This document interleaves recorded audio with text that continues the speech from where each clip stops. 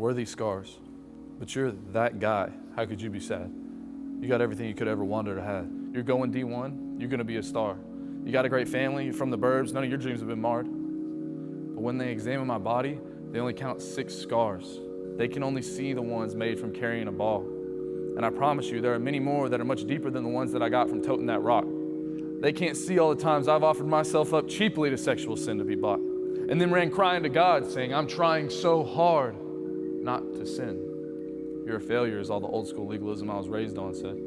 Do this and that to get to heaven, but always keep a clear head. But what happens when you're depressed and feel sick in the head?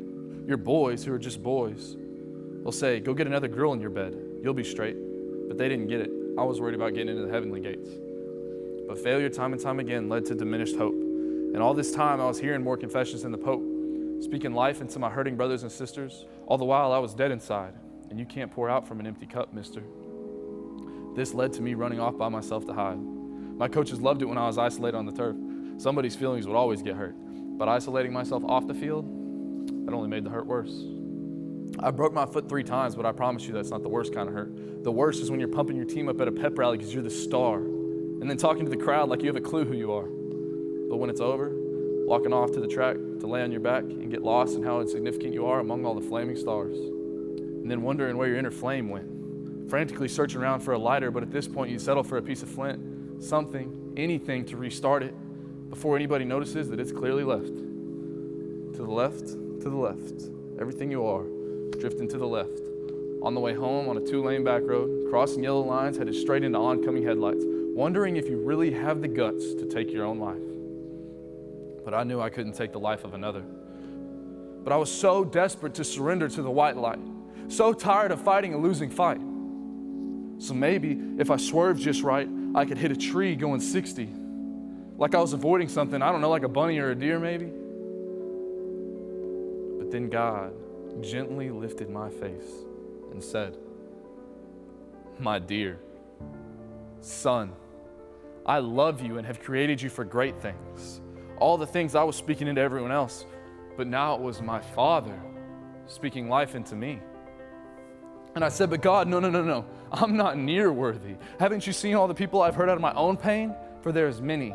Haven't you been watching me manipulate and play your daughters, putting dark, ugly stains on their pure white dresses? How can you look at me, God? I cause messes. And then he looked at me and he said, my beloved, I've already cleaned them good as new.